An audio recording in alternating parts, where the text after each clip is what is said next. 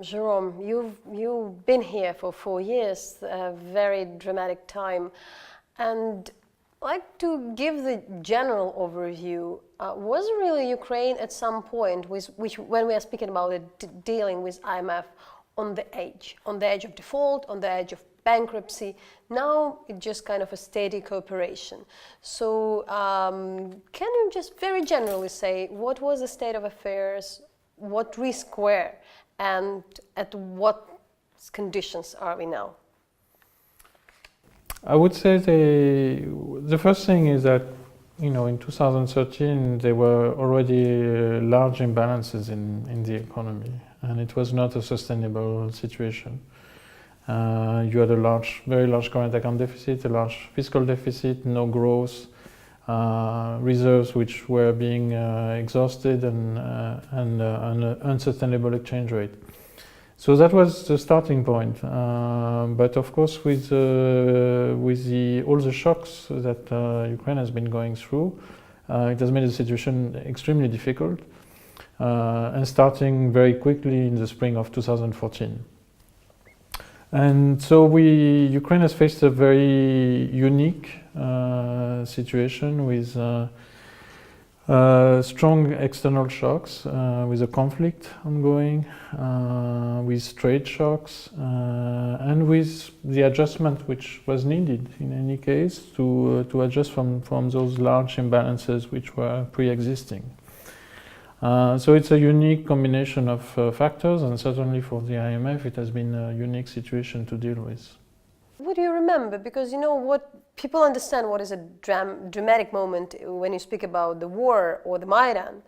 But the question, rather than when there is this big deal or a loan or this talk about reconstruction of the loan, nobody sees it as something, and then later you hear that, we were on the edge of not getting that, if the country's economy would collapse.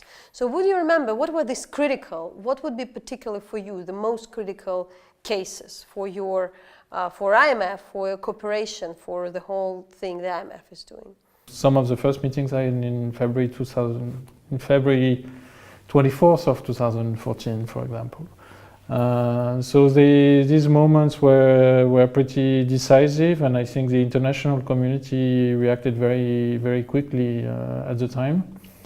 With, of course, a lot of commitment from the authorities at the time to show that they were ready to take reforms, and that was something which we forget now, but which was very important for the international community, because the experience previously with Ukraine had been of a lack of commitment to undertake reforms, and a number of failed attempts. So those moments, and those very first months, especially in 2014, were critical. So Ukraine over this time had received almost $9 billion of the US dollars. We had the loans, we have the restructurization of the national debt. That looks good so far, but we know that there are that Ukraine has to give the loans back. So, and especially there would be 2018, 2019.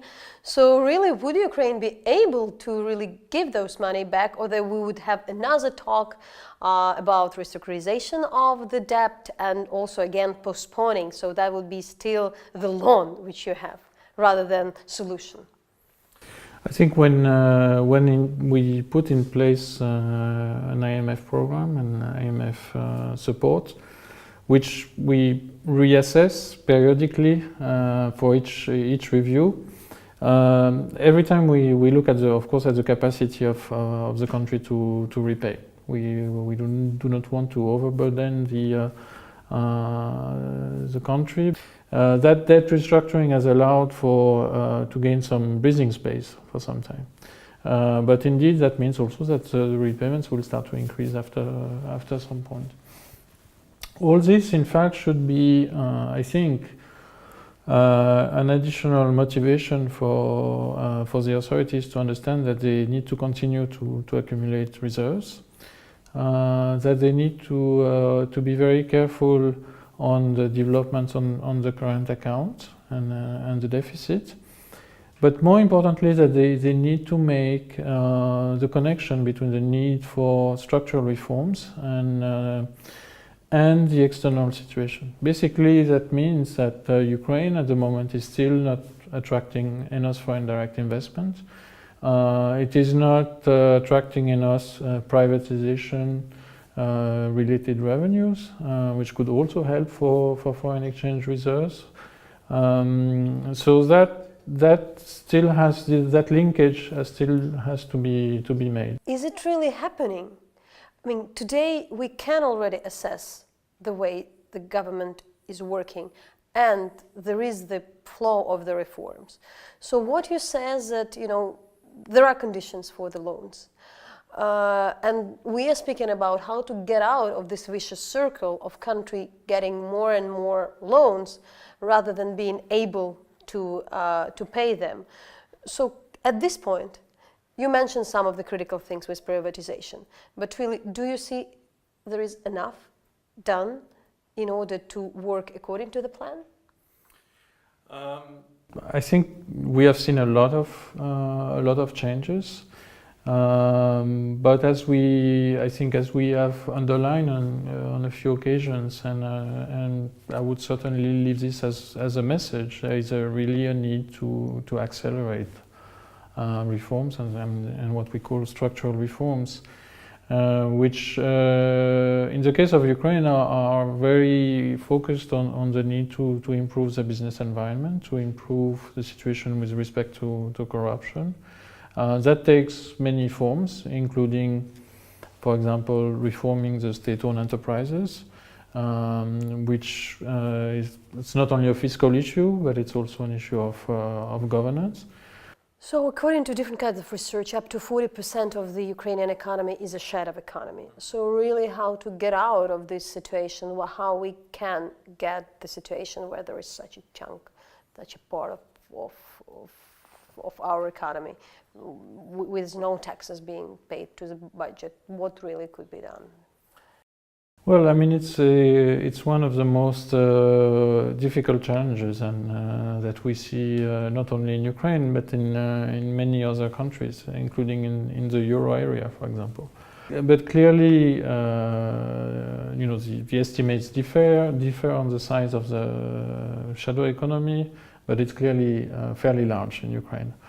And it is clearly a problem, because that means that the burden of the adjustment, for example, from a fiscal perspective, falls on those who are paying taxes and honestly paying taxes. That some of the impunity that we see in the business environment is removed. It is still a system where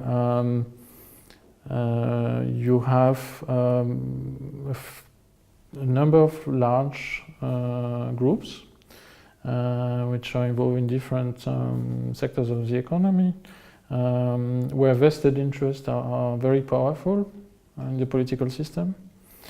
At the same time, we do not see a large role for small and medium-sized enterprises, and that is one of the things that will need to change going forward, and in particular to make growth much more sustainable. It's a pity because we see a lot of potential in Ukraine. There are many sectors where we see a lot of potential for development. We all know that in Ukraine there's tremendous potential in IT, in a few other sectors. That's typically the sectors where we can see development of small and medium-sized businesses, and quite dynamic ones. And these are also industries which are less regulated or less prone to vested interests. So that's where there is an avenue, in fact, to expand the size of the economy. But it's also important, of course, to make sure that the conditions for competition proper competition are met in the economy. That means probably addressing in the future issues related to the way that competition is monitored in the economy. Looking at the role of state-owned enterprises, because very often there is a large influence of vested interest in those enterprises. So there's a number of things which still need to be done. So what is your personal encounter, maybe a personal communication during this week with these people like Rinat Akhmetov or Igor Kolomoisky, whom you can't ignore if you speak about the Ukrainian reform and the Ukrainian economy? So what would be your impression? You know, what communication you maybe were supposed to have in any case, and how do you see also their role in the future of the Ukrainian economy, as they wouldn't disappear? We, as an institution, we are not dealing with individuals or individual companies specifically. So I do not. My main task is to discuss with the authorities and to discuss the policies. But that's the way I approach it. I do not. We do not assign a more important role to different people, and we do not deal specifically with individual institutions. So we discuss the policies with the authorities that who are our main interlocutors and who are in charge of implementing the commitment that they take with the international community. But in the end, how you may deal, because a lot from what are IMF requirements, it's about how the state deals with oligarchs, and their opinion matter. If you speak about the huge changes, so really, and in the different institutions, obviously the international partners, they are supposed, to speak to those who matters, not just to the authorities. So really, how do you rather see that, what could be done with that? Because they would remain, and they still are the owners of the Mr. Akhmetov, Mr. Kolomoisky, and the others, of the owners of the large just industries. And without their will and without the way they deal, we can't go with privatization. There is the issue with the bank reform and everything which happened. So how you see what would be really their role? We do not see that there are some individuals which should be treated above the law. The law should apply to everybody, and a good part of the policy that we support is also to end some of the impunities that we have seen for way too long in Ukraine. But it's also important to see that there are a number of policies where actually which are not labeled as anti-corruption, but which have an important impact. In particular, as maybe you alluded to, for example, in the financial sector, where a lot of the effort has been made by the central bank to ask when there are vulnerabilities which are detected, to ask the bank owners to put capital in the bank.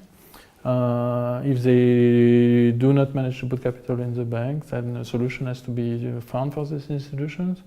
Similarly, there was a big effort done to address issues of what we call related party lending, meaning that a lot of the banks were actually used by their owners to finance their own activities in breach of Ukrainian prudential regulation, but any kind of international best practice.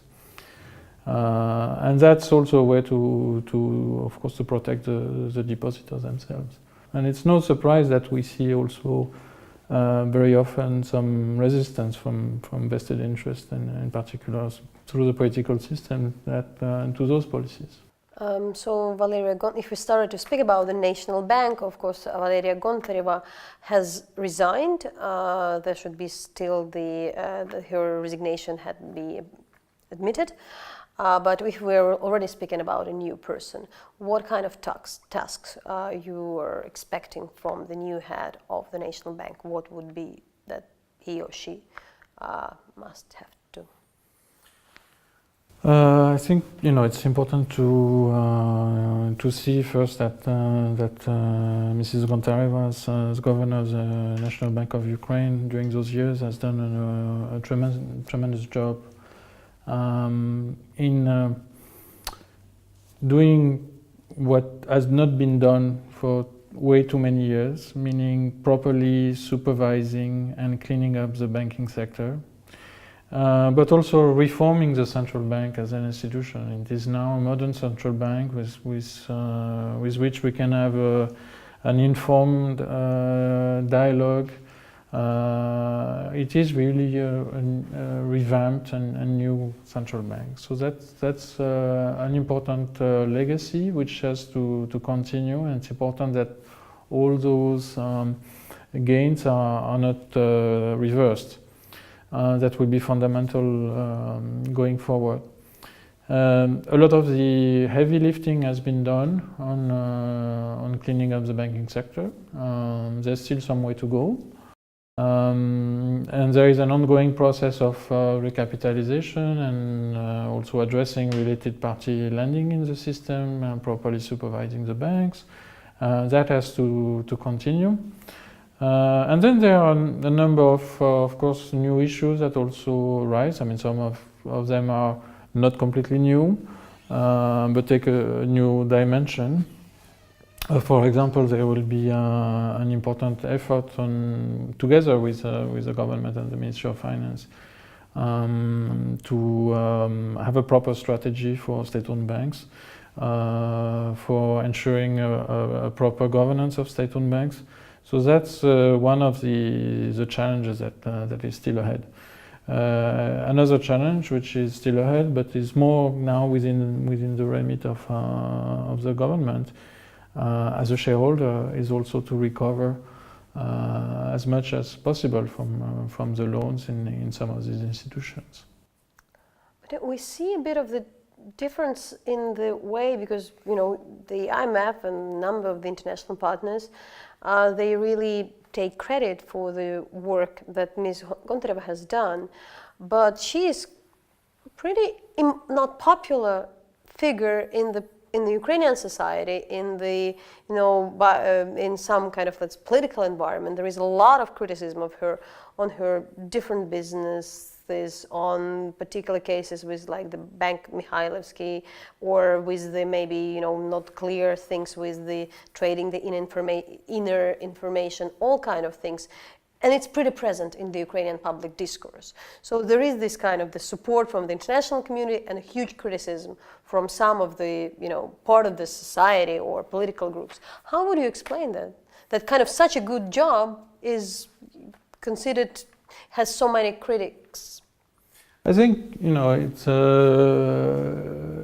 like in other episodes of economic history, it will take some time before people fully realize what has been done and how important it was. So it's entirely natural that what most people see is a negative aspect of it. And there were some of these what I would call some economic illusions, for example, on the exchange rate. Or on the health of the banking system, which were maintained for way too long. So that, of course, is a very harsh adjustment. The other one is, of course, the fact that there are a lot of vested interests. There are a lot of bank owners, including in Parliament, which, of course, were not happy with some of the policies which were, in fact, rightly put in place.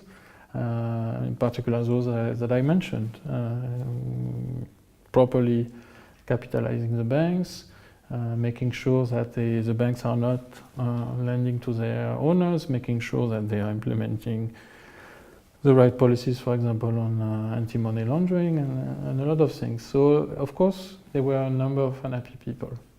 So, can you tell the story of the nationalization of the private bank? As this is a really important issue of the last year, what was the role of the IMF and international community? First of all, the story is not over because in many ways it is an ongoing process, and we shouldn't forget that.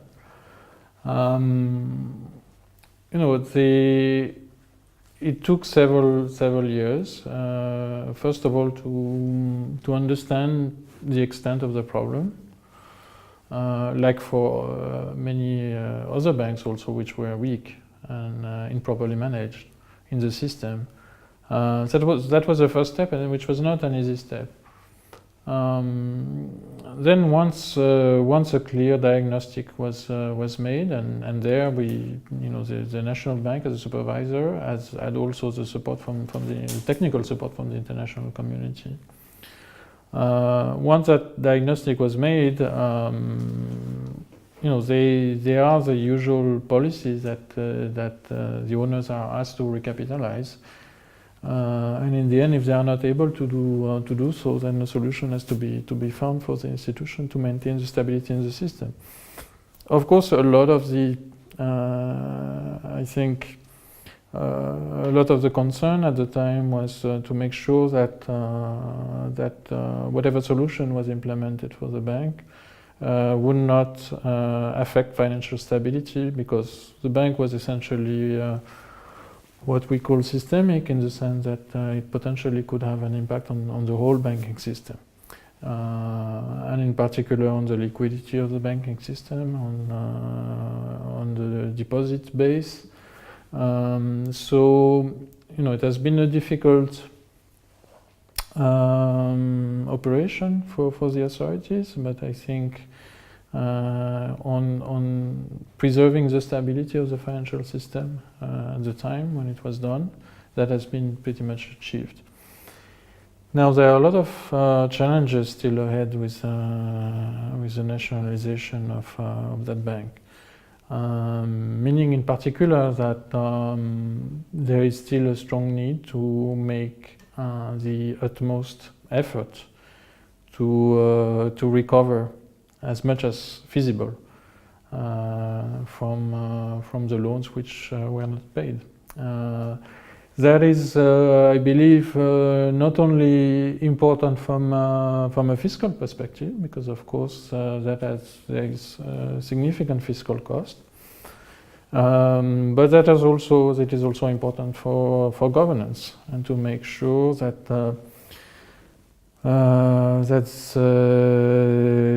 we do not see similar issues in the future, and that there is again a proper recovery of the funds which were misallocated.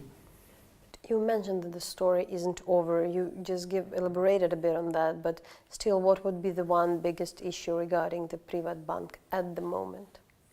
At the moment, it's very simple and very complicated at the same time. But it's basically to recover the loans which are due to the bank, which most of them, as you know, were granted to related parties, basically shareholders and related parties. So that is the main task at the moment. The task of stabilizing the liability side, which is basically the deposit side, has been achieved, but there is an important component which is also in the commitments that Ukraine has taken with the IMF in particular, to recover as much as feasible. How much is that burden for the Ukrainian economy? Well, we'll have to assess what will be the final cost. The recoveries in those cases take some time. For the time being, as you know, the cost is in excess of 5% of GDP, but we hope that as much effort will be done to lower that amount. So there is the final answer basically on the total cost will be only known when that process of recovery will be achieved, and sometimes it can take a while. Still, we remember, I think, very well those night in the evening when it was Sunday evening, the largest bank in the country. In the morning, you still don't know it would happen. There is very little news about that, and like late night we know, and in the morning everything is done. So of course we understand that, with nationalizing the bank, you would like, not to have the panic of the population, but still there is a bit of the, as for the public, too much of the candid and hidden information about the process had been done. So were there really a lot of, as we ensured, a lot of behind the doors and undercovered, communication with the owners of the bank? What we can know about that?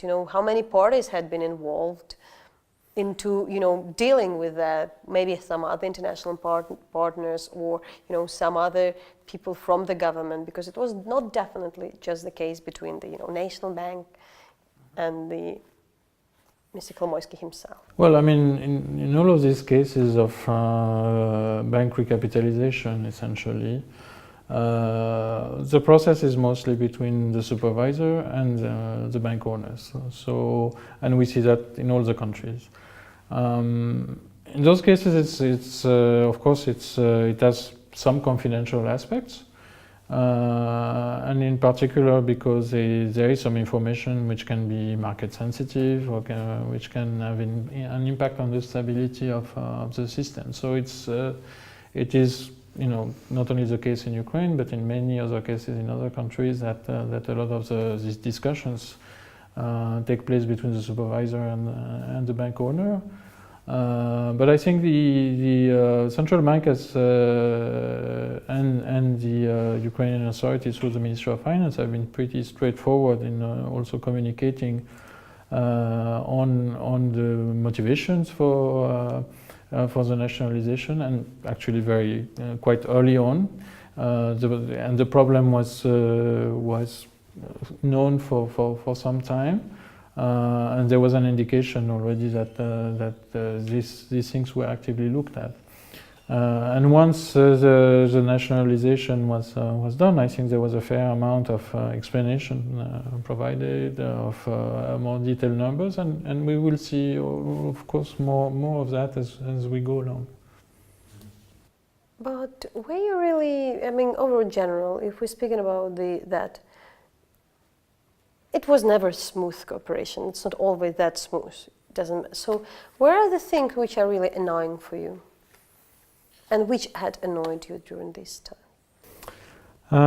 There are certainly a number of areas where I think things could have gone quicker, and where the dialogue has been perhaps a bit more difficult or more slow at times, and where I think a lot more needs to be done on the anti-corruption front, and if I would like to see much quicker progress, and I think we could have achieved quicker progress is on that front. And it covers a number of areas, including on things like state-owned enterprises, privatization, for example, where the progress has been very, very slow. So that's a kind of sometimes dialogue which can be more difficult, because it's also, of course,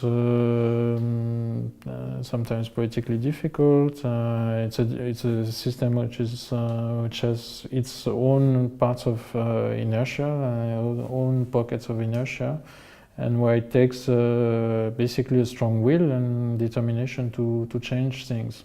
But I would really clarify, because today we speak a lot for the couple of years about anti-corruption. But what do you mean by corruption? as a representative of IMF. I understand what we mean by corruption. No, if you're, you need to go to the school and you pay a bribe to a kid, if you need to get to the hospital, you pay a bribe and all that kind of things. We investigated a lot of things, but when you speak about fighting corruption in Ukraine, what do you mean in particular if you would like to see the things which are improved?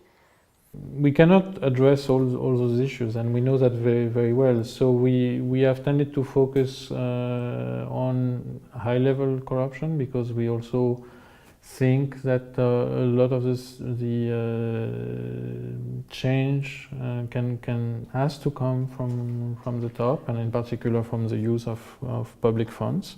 So what are your major concerns? If you speak about the corruption, we mentioned especially privatization. So what are in particular IMF the major concerns if you speak about the corruption in times where you need to have long-lasting structural reforms? I think where we see, I'll start with some of the progress that we see. Okay? I think some of the progress that we have seen is that there is much more talk about corruption and much more specific talk about corruption, not only in broad terms but on very specific matters. That is a good thing because shedding light on corruption is the first way to tackle it, essentially. Corruption doesn't like light too much. But it has the flip side of that is that also it raises a lot of expectations from the population, and sometimes also the perception that maybe things have not changed or they are even worse than before. So it's also a double-edged sword, and the only way to address that is to make sure that that the Ukrainian authorities also address this issue of impunity, and for that. Now I think we have a better detection, investigation of some of the high-level corruption in particular. But what is missing is the basically the last step, which is also perhaps one of the most important, which is at the judicial level. And we still see a very significant gap. For example, there's been a lot of progress done with the National Anti-Corruption Bureau, but what we see is that a lot of the cases basically die in court. So one of the options that has been supported by the international community together with civil society is, for example, the creation of an anti-corruption court, which would seek to address that big gap that we see. It is true in other areas as well. I mean, we have talked about the efforts of the National Bank to clean up the banking system, and what we see, unfortunately, is that some of these cases where the former owner should be sanctioned actually also dying in court because there are a lot of issues with the court system still. So that is major examples of things which need to be done. Well, what we have seen early on was an important step of macroeconomic stabilization, which has been very difficult, especially considering the circumstances that Ukraine was facing at the time. What we saw also was some positive developments in dealing with some of the taboos which have not been addressed for a long time, including on energy prices, on the exchange rate, but also reforming the financial, starting to do reform and clean up the banking sector. But we are now in a stage where some of the structural reforms need to be accelerated and deepened. And in many countries, it's actually one of the most difficult stages, because from some of these reforms are particularly difficult to implement. They are difficult to design, first of all, then to implement, and then very often they show their results with some time lag. And is it the case when we see that there would be some postpone of the land reform on the way that the land would be, we would be able to sell it, that there won't be moratorium? To what extent this is an issue? And is it the case then the IMF sees that it wouldn't be done anytime soon? Well, there are a number of important policy changes that have been undertaken as commitments by the Ukrainian authorities, and that is one of them. For us, it's something that we see as important, not only to end an abnormal situation where basically you have millions of landowners, but who are not really owning their land because they cannot really do what they want with their land. There is also a parallel situation with the state-owned land, which is very poorly managed and quasi-privately managed in many ways. So we see that as in many ways, not only as because there is a need to end this abnormal situation, but also because we see that as a way also to boost growth over the medium term. So what is important is that the reform gets started quickly, and in a way which can make sure that it is successful, essentially. To clarify, what we've heard that there is more or less the acceptance by the IMF that the land reform wouldn't take place very soon, that it could be postponed, and that's accepted.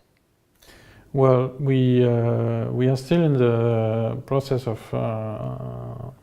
what we call the review, which is basically a discussion of all the policy. I mean, there is a backward-looking aspect of it, of what has been done and achieved, and there is a forward-looking aspect, which is basically the policy commitments taken by the authorities in a number of areas, and that we could support.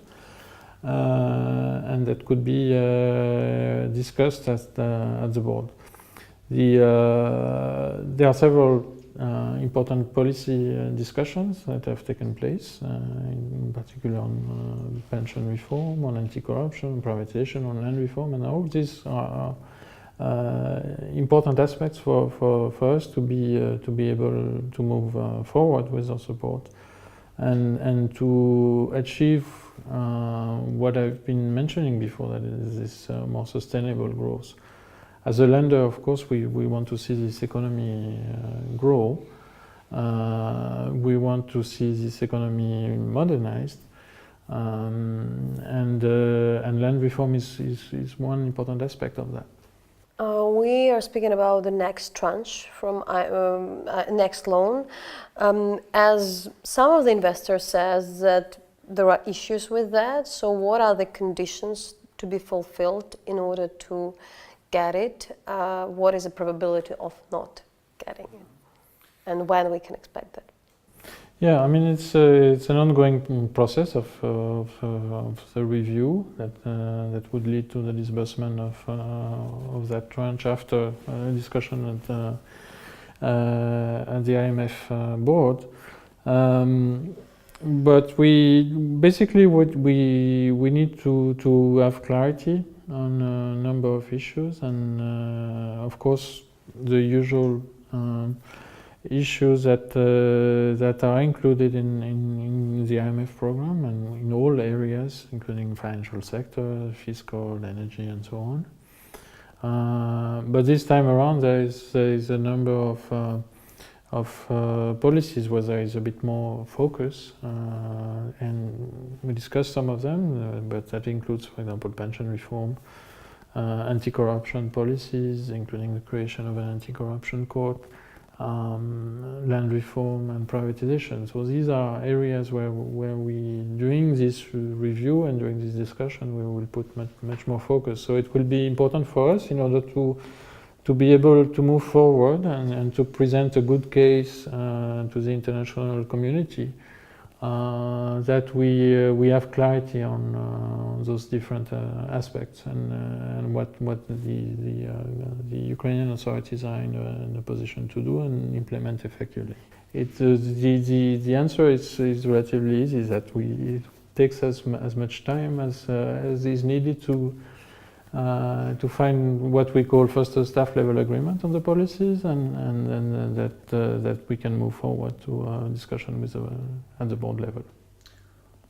A very simple question. Do you think Ukraine may survive today without IMF funds? Well, I mean, our role is to comprises different aspects. We provide the financial support, which is what is most known.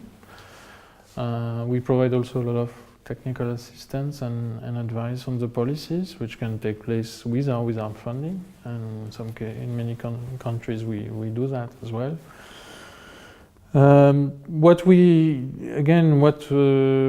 hope to see is that Ukraine can stand on its feet in the future, and more importantly can achieve sustainable growth. We will always be here as a land of last resort for all of our member countries. That is our role. But what I think what is critical now is that Ukraine achieves some of this sustainable growth that needs to be achieved. There is still a need to build up reserves and basically the protection for Ukraine against economic shocks. So there is still some progress on the external front to be made to make sure that Ukraine fully stands up on its feet. What would be your main, or for instance, if you would say about single advice to your predecessor, to the person who come to do what you've been doing? What would be this thing he or she needs to know? We have policies which we follow. Part of our role on the ground is to maintain a close policy dialogue, to be able to explain the policies that we would be able to support, to understand also the situation on the ground, and to be able to properly analyze the situation. So that is a constant in our work. I think it's in that work, and I think especially in Ukraine, I think it's important to be firm, but meaning to be firm on our principles and our policies, and especially on the structural changes that are needed to achieve sustainable growth in this country. I don't think it helps Ukraine if we are softening our principle or changing our principles. Or we need to find the best policies, and we need to provide our firm advice.